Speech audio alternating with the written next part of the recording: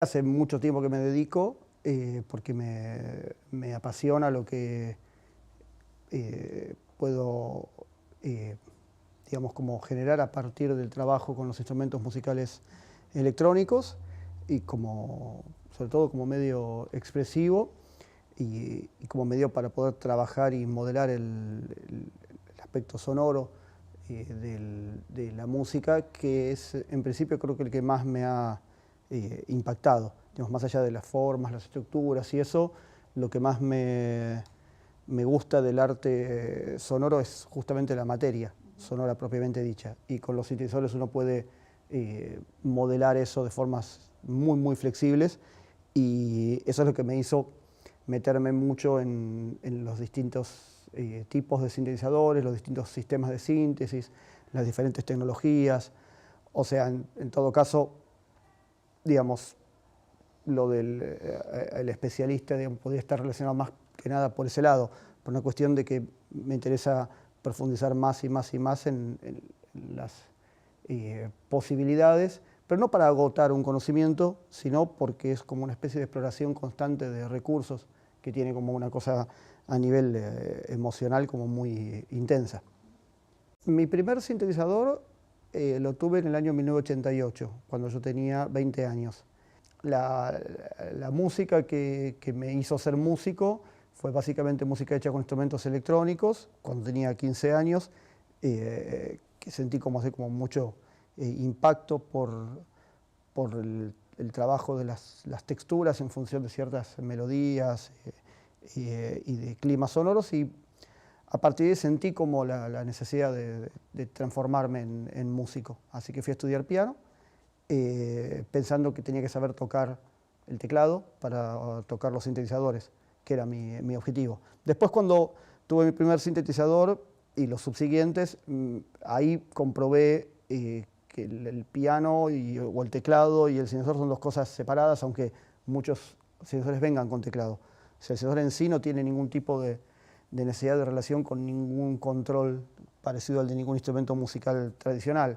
Pasa que, bueno, se utiliza el teclado como para de alguna manera acercarlo a una forma más clásica quizás de entender la música. Pero bueno, más allá de eso, yo soy tecladista, me gusta tocar el teclado, me gusta tocar el piano y otros instrumentos de teclado, y además explorar el sintetizador dentro de todas sus formas, incluyendo con, sin teclado. De hecho, en el concierto de hoy hay un par de sintetizadores que directamente están controlados por sus propios paneles, no por instrumentos de teclado.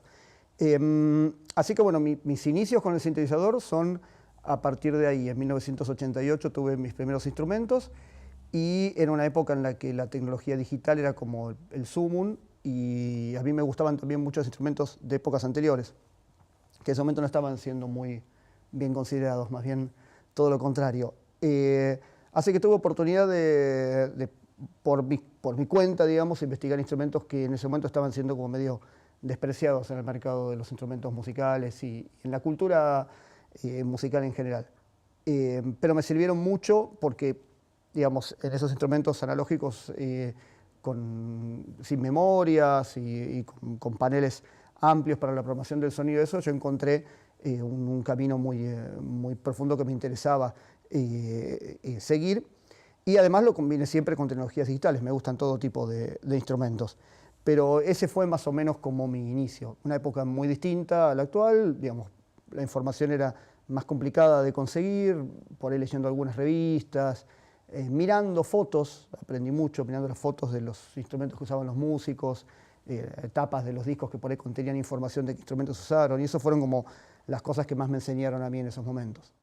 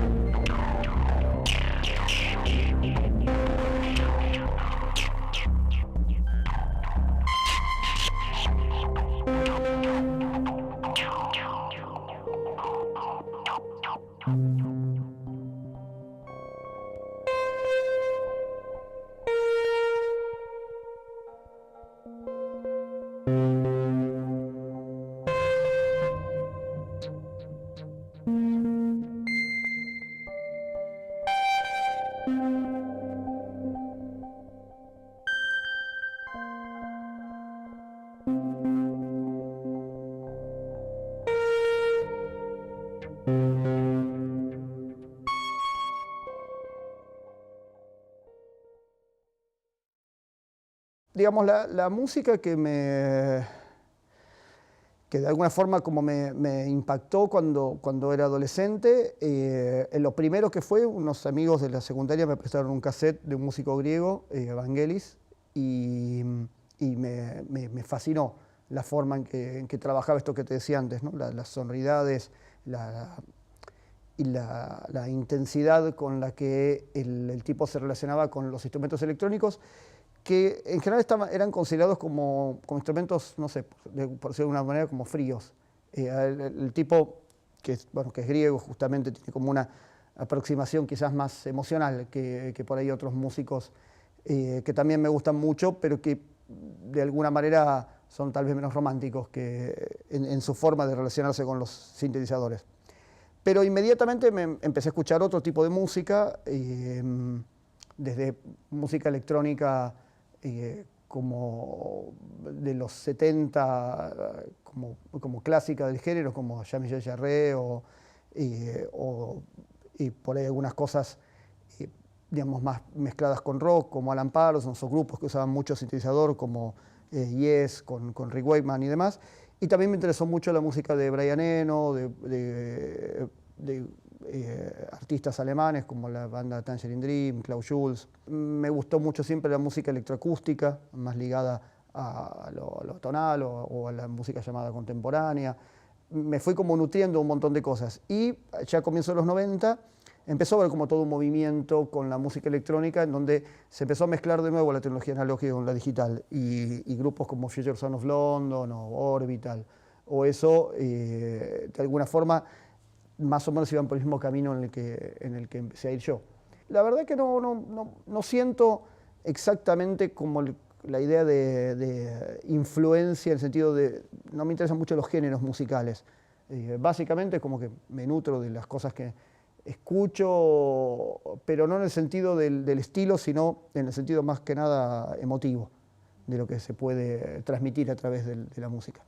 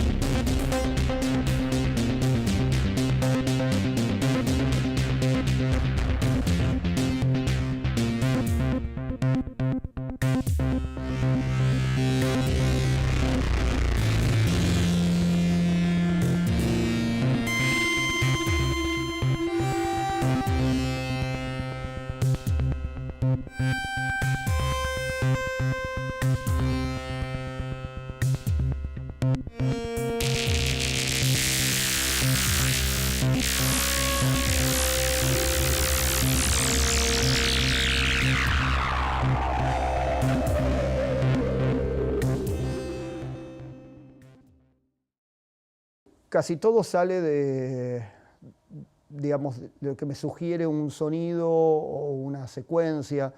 Muchas veces a esta altura casi que ni pienso lo que hago. Voy armando por ahí un sonido y mientras el sonido se va armando, se van para mí como generando como diálogos internos con otros instrumentos. Un poco el concierto de esta noche tiene esa estructura, o sea, van a empezar a ocurrir una serie de sonidos que yo voy a preprogramar porque a su vez van a estar cambiando permanentemente y de ahí, no sé. O sea que, sí, o sea, no considero que sean improvisaciones tampoco. O sea, como que siempre me interesa encontrar como como si fuera la idea de pintar un paisaje sonoro. A veces puede ser más abstracto, a veces puede ser quizás más concreto, pero siempre está sujeto a interpretación. Entonces creo que lo que me pasa es eso, que no es que solamente me interesa como la mancha a nivel sonoro, sino que también en el fondo hay como una idea de generar una obra terminada a partir de lo que los sonidos van sugiriendo y de lo que va pasando en el ambiente, conmigo y con la gente.